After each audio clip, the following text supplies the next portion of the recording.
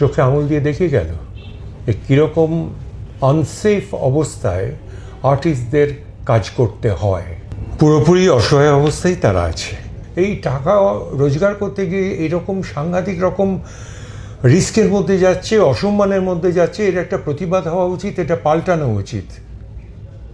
এটাকে আমার ইন্ডাস্ট্রি বলতেই ঘেন্না করে আজকাল। অনেক তো হলো, কেউ তো জলে ভেসে গিয়েছিল, কেউ তো বলছে না সে কথাগুলো। গত রবিবার থেকে আমাদের মন ভালো নেই। মন ভালো নেই তার প্রধান কারণ হচ্ছে রবিবার বিকেলে একটা দুঃসংবাদ প্রায় বিনা মেঘে বজ্রাঘাতের মতো আমাদের মাথায় পড়েছে প্রত্যেকের। ইন্ডাস্ট্রিতে একটা বড় ক্ষতি হয়ে গেছে। আপনারা প্রত্যেকেই জানেন, সোশ্যাল মিডিয়া খুললে যার মুখ বারে বারে ভেসে আসছে তিনি হচ্ছেন রাহুল অরুণোদয় ব্যানার্জি। মাত্র 43 বছরে শেষ হয়ে গেছেন তার জীবন। কিন্তু তার এই যে চলে যাওয়া, কেউ এটাকে বলছেন দুর্ঘটনা, কেউ এটাকে বলছেন গাফিলতি, সেসব প্রশ্ন থাক। এটা তো সত্যি আজকের দিনে আমাদের মেনে নিতে হয়েছে যে তিনি আর ফিরবেন না।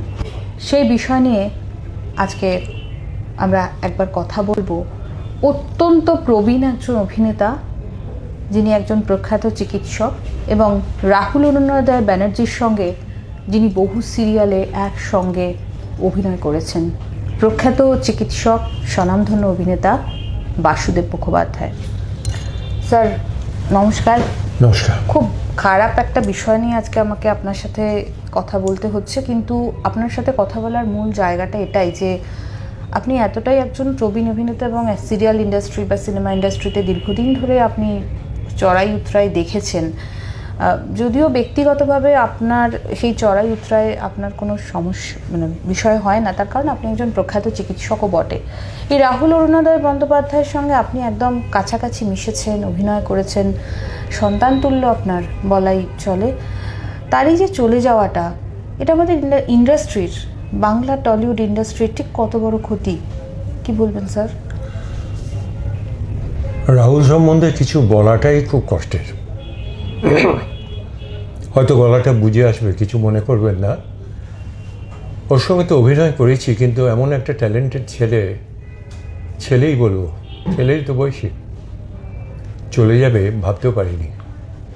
ওর স্ত্রী প্রিয়াঙ্কা জীবনে প্রথম অভিনয়টা করেছিল আমার সঙ্গে। হ্যাঁ, আমার সঙ্গে।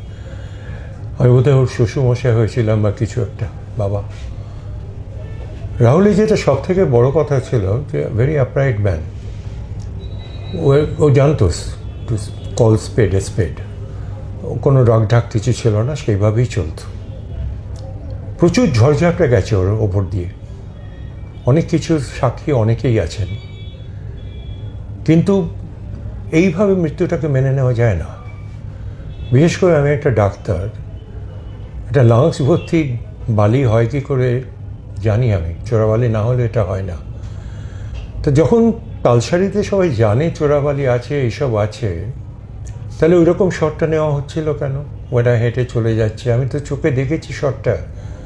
এদিকে পেছন ফিরলো, একটা বড় ঢেউ এলো, দুজনে দুম করে পড়লো, দুজনেই হাত টাড়ছে, তারপর হয়তো মেয়েটাকে তুলেছে, তখন ক্যামেরা অফ হয়ে গেছে, রাহুলকে খুঁজে পাওয়া যায়নি। কিন্তু এটা হবে কেন? আমরা রাহুলকে হারাবো কেন? রাহুলের সঙ্গে আমি বোধহয় শেষটা করলাম ওই ছাদ সিনেমাটায়। অনেক অনেক কথা হয়েছিল সেদিন।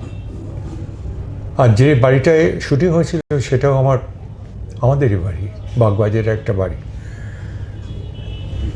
তো সেই জন্য এই ছেলেটা চলে যাওয়াটা যেমন দুঃখের, কিন্তু ও তো চোখে আঙুল দিয়ে দেখে গেল কীরকম আনসেফ অবস্থায় আর্টিস্টদের কাজ করতে হয়। আমার বয়সে আমার মতো লোকেরা হয়তো সেখানেই বলতে পারবে, না মাসে এটা চলবে না, আমাকে হাত ধরে নিয়ে যেতে হবে, কিংবা একটা কিছু সেফটির ব্যাপার রাখুন। ও হয়তো বলতে পারেনি। তার মানে এই নয় ও জোর করে ওখানে চলে গিয়েছিল। যাকে সময় সব উত্তর দেবে। আর আমার মেয়েটাকে, আমার প্রিয়াঙ্কাকে বলি, তোকে শক্ত হতেই হবে, সহজের কথা ভেবে। আর কিছু বলবো না। বিভিন্ন সময় যারা অভিনেতা অভিনেত্রী তারা একাধিক বিষয়গুলো প্রসঙ্গ এনেছেন, আমরা দেখেছি সেগুলো ইন্ডাস্ট্রির ভেতরে হয়, সেই বিষয় নিয়ে তারা সোচ্চার হয়েছেন, তারা প্রতিবাদ করেছেন। কিন্তু প্রশ্ন হচ্ছে যে অর্থনৈতিক জায়গার বাইরে বেরিয়ে এই রকম একটা পরিস্থিতি যেখানে তাদের জীবন দিয়ে তাদের দাম দিতে হচ্ছে, তাহলে বাংলার যারা কলাকুশলী তারা ঠিক কতটা অসহায় অবস্থায় রয়েছে? পুরোপুরি অসহায় অবস্থায় তারা আছে। আমি বুঝতে পারি না এই বড় বড় প্রোডাকশন হাউসগুলোর কেন আলাদা করে বাজেট থাকে না for safety and security, for first aid. এটাও আমার মনে আছে, বেনারসের শুটিং করছি জানো, তখন দুর্গা সিরিয়ালটা হচ্ছিল। একটার পর লোক অসুস্থ হচ্ছে, পেট খারাপ হচ্ছে, আমি তাদের ওষুধ দিচ্ছি, প্রেসক্রাইব করছি, জ্বর হলো দুজনে, তাদেরকে দেখলাম। আমি একটা ডাক্তার ইউনিটের মধ্যে ছিলাম, তাই কোনো ডাক্তার তো সেখানে অ্যাপয়েন্ট করা হয়নি, কিচ্ছু ব্যবস্থা তো করা হয়নি। তাই এই জিনিসটা চলেই আসছে। তো ন্যাচুরালি এইটা কম্প্রোমাইজ করে এদের কাজ করতে হয়। আর বাচ্চারা কী করে প্রতিবাদ করবে? তারপর থেকে তো না হয়ে যাবে তারা। আর এখানে তো মানে রুটি রোজগারের ব্যাপার আছে না, এই টাকা রোজগার করতে গিয়ে এইরকম সাংঘাতিক রকম রিস্কের মধ্যে যাচ্ছে, অসম্মানের মধ্যে যাচ্ছে। এর একটা প্রতিবাদ হওয়া উচিত, এটা পাল্টানো উচিত। এটাকে আমার ইন্ডাস্ট্রি বলতেই ঘেন্না করে আজকাল। স্যার, রাহুলের সাথে আপনি লাস্ট যেটা বললেন যে ছাদ সিনেমাটা আপনি করেছেন, আপনার সাথে বিভিন্ন কথা হতো, মানে আপনি যেহেতু দীর্ঘদিন ধরে রাহুলের সঙ্গে একসাথে কাজ করেছেন, তার ফলে আপনার সাথে একটা অন্যরকম সম্পর্ক ছিল, সেটা আমরা জানি। স্যার, শেষ কি কথা হয়েছিল? কী আর কথা হবে, এইসব নিয়ে কথা হচ্ছিল, সিনেমার এইসব কথা। তবে ও এইগুলো কথা বলতে ও খুব ভালোবাসতো না। ও আমার সঙ্গে ভালোবাসতো কথা বলতে, যে কোনো একটা সাহিত্য, তুমি কি এটা পড়েছো? আচ্ছা, তুমি তো ডাক্তার, এটা একটু বুঝিয়ে দেবে। অদ্ভুত ছেলে। ডাক্তারির একটা হয়তো একটা নিটিগ্রিটি, সেটাও আর জানতে চায়। এত একটা অনুসন্ধিৎসু মন, একটা ক্রিয়েটিভ মাইন্ড, সেটা অকালে ঝরে গেল, অকালে নিভে গেল। এইটা মেনে নেওয়া আমার পক্ষে খুব শক্ত। আর সবসময় ওর বউয়ের মুখটা মনে পড়ে। আর আমি জানি না এর একটা উত্তর হওয়া উচিত, এর একটা প্রতিবাদ হওয়া উচিত, এর একটা অ্যাকচুয়ালি সলিউশন হওয়া উচিত। শুধু প্রতিবাদে কিচ্ছু হবে না, সলিউশন, যে না এরকম আর ঘটবে না, এইগুলো আমরা এইরকম সমস্ত ব্যবস্থা নিচ্ছি, এই ব্যাপারটা হওয়া উচিত। অনেক তো হলো, কেউ তো জলে ভেসে গিয়েছিল, কেউ তো বলছে না সে কথাগুলো। আজ অব্দি তো তার কোনো সুরাও হলো না। এটা হবে কেন? আমি তো নিজেও দেখেছি কীরকম একটা বিপর্যস্ত অবস্থার মধ্যে দিয়ে এই শুটিংগুলো করতে হয়, মেনে নেওয়া যায় না। একদম শেষ একটা প্রশ্ন করবো স্যার, রাহুলের এই মৃত্যু বা রাহুলের চলে যাওয়ার পর ওই ঘটনাস্থলে যারা ছিলেন তারা সংবাদ মাধ্যমে একাধিক পরস্পর বিরোধী বক্তব্য রেখেছেন, কিছু কি লুকোনো হচ্ছে বলে মনে হয় স্যার? বলা মুশকিল ভাই, কে কোন ইন্টারেস্টে কথা বলছে সেটা বলা খুব মুশকিল।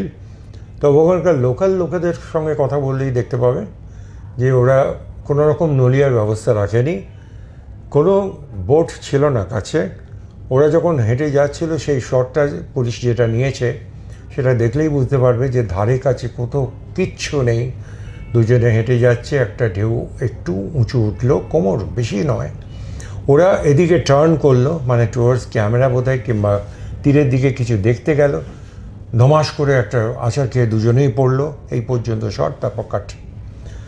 কিন্তু এই ব্যাপারগুলো হবে কেন, সেটাই তো প্রশ্ন এখন। তো এটা একটা বিরাট প্রশ্ন। তাই এত রিস্ক নিয়ে এরকম করে জীবনকে বাজি রেখে তাদের রুজি রোজগার করতে হবে? ওয়াই?